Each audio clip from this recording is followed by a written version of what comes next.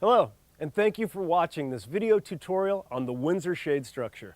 I'm your host, Jeff M. Wally, and with my help, I'll show you just how easy and how fun it can be to build this outdoor living space. The Windsor can be placed almost in any location outdoors. Not only will it add beauty and value to your home, but it's a great place for family gatherings, outdoor dining, or just relaxing poolside. Our website has this printable brochure which will show you each step that you're going to see in the video today.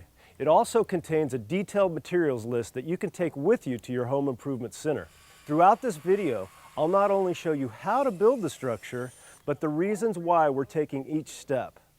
Our project will be broken down into the following 6 steps: preparing the footings, attaching the posts, attaching the beams, installing the braces, attaching the rafters, and finally, attaching the louvers. If you can measure, use a level, cut a straight line, and drill a hole, you're more than halfway there. I do, however, recommend that you have some help when leveling your posts or lifting the beams and rafters. Not only will it make the job easier, but much safer as well. While this project can be completed in a weekend, take your time. It's not a competition, and you'll have a much better time if you pay attention to the details. Building codes vary by region, and it's always a good idea to check with the local agencies to find out if a permit would be needed. I know you're anxious to get started, so let's get going. The plan calls for footings that are 12 inches wide by 18 inches deep and are spaced 9 feet on center by 6 feet on center. Because this is an easily modifiable plan, we've added 2 posts to give us more living space. Also, 3 of our posts will be secured to an existing cement patio. We've pulled this string line end to end. This will serve as a guide for establishing a nice straight line with our post bases. Once the post bases have set up in the new concrete, our posts will also follow that same straight line.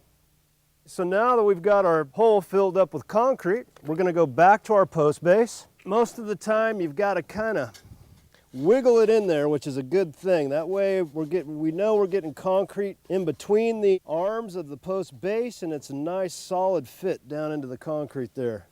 We're going to double check our 4 inches. We're measuring from the outside edge of our post base over to 4 inches on our string line. We're going to take our torpedo level, make sure we're plumb, looking good. Both directions here, a little adjustment. Recheck our 4 inches. Beautiful. We're ready to move on to the next one. One of the other things that we're doing is we're putting a finish or a sloped edge on top of our concrete pour. As you can see, the water, when it rains or say the sprinklers come on, the water will run away from the post, which is just going to really help protect the post. Now that we have all 3 of our post bases in, the best thing to do is come back through, double check one more time, make sure we're still at 4 inches. That way tomorrow when we set our posts, we'll be in a perfectly straight line. This one's good. Beautiful. One more. Okay, we're ready to let these set up. When we come back tomorrow, we'll be ready to go. On this particular job, we're going to be coming in a little bit closer to the pool. That's going to require us to use a different type of post base, which will require us to drill directly into the existing concrete slab. Using a masonry bit and painter's tape as a depth guide, drill the holes for your bolts. You don't want to go too deep and hit the soil, as this could later cause your bolts to rust. Next, the bolts are secured with an epoxy, and the brackets will be held in place with a washer and nut.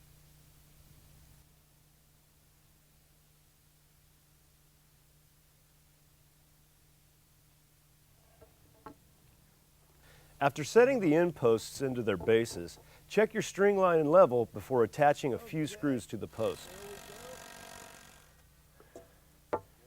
Reinforce with support braces to ensure your structure remains square during the entire installation. Always double check your level throughout this process.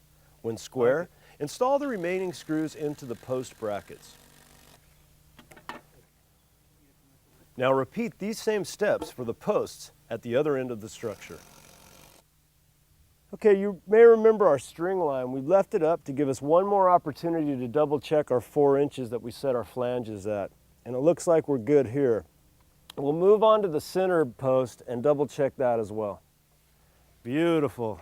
We'll kick this over, and as I was saying before, we can double check our 4 inches. Make sure we're good here on our string line. And we are going to be beautiful right there, kids. So let's go ahead and get some screws in this. Next, we attach the post at each end of the structure on the patio side. Again, leaving the center post for last.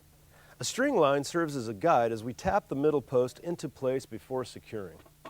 With all of our posts securely fastened to the brackets, we turn our attention to the cross support by temporarily tacking the 2x4s onto our posts.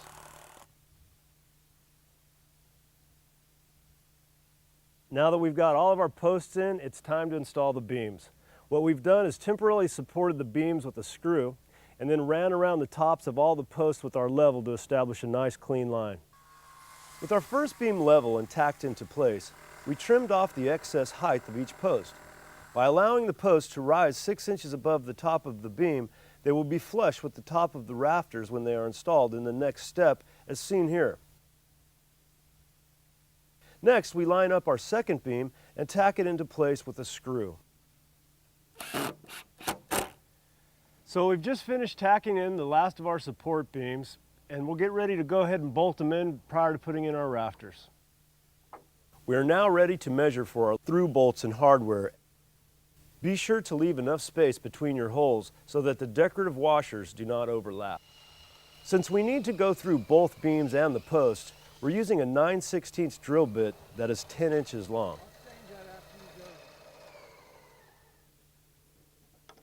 Next, attach the through bolts and hardware as you see me doing here. Finally, secure the bolts into place with a wrench. Well, we've got all the beams bolted in and we're ready to get started on the rafters. Redwood comes in many varieties. For outdoor projects like this, we recommend Con Common, Con Heart, or B-grade redwood. All will weather beautifully and provide long-term durability. For this particular project, the homeowner has requested B-grade. It's a higher grade product and it's going to finish out really beautifully. So what we want to do first, we're going to get our 2 end rafters installed. We're going to run a string line from end to end off the nosing of each rafter. That's going to allow us to butt each rafter tail flush to the end of this string, which is going to give us a perfectly straight line. Now there are a lot of options you can do for these rafter tails. When you get your load of lumber, typically it's going to come out square like this with no detail at all. That is an option. What we decided to do though is we went with a 60-degree angle and nubbed off the nose. Gives it a nice detail. We used this same detail on our beams and all of our rafters, and it's going to give it a really nice finished look. After marking the location for each rafter, attach the rafters to the beams. We have decided to use screws for a more secure and long-lasting fit. You can space your rafters closer together or farther apart, depending on how much shade you require. It's that easy, and thanks to our string line, all of our rafters are lined up perfectly straight.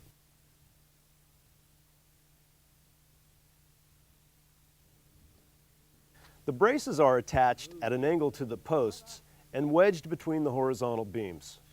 After tacking them into place on the post, measure and mark the hole location on the beams where you will install the through bolts. Drill the holes for your hardware using the same size drill bit we used for pre-drilling the beam hardware. Finally, attach the decorative hardware and tighten with a wrench. The braces are not only decorative, but serve to provide additional support to the structure.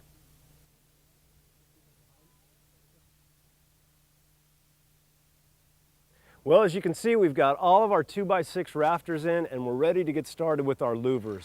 We're going to use 2x2 redwood at 4 inches on center to let a little bit more light inside the structure. We've also pulled our string line from end to end. That way all of our louvers will butt the string and be nice and straight, just as we did on our rafters. We've created this jig out of scrap wood to automatically space the louvers at 4 inches on center. This is a great contractor's tip for increasing efficiency and accuracy. Well, here it is. And as promised, we were able to construct the Windsor shade structure in just 2 days. The homeowners have decided to allow the redwood to weather to its natural beauty, which is a very low maintenance option. I'm sure the family will have many years of enjoyment in their new outdoor living space. I hope that this video has given you the confidence to try this project at home. Be sure to check our website for additional redwood projects and videos. For the California Redwood Association, I'm your host, Jeff M. Wally.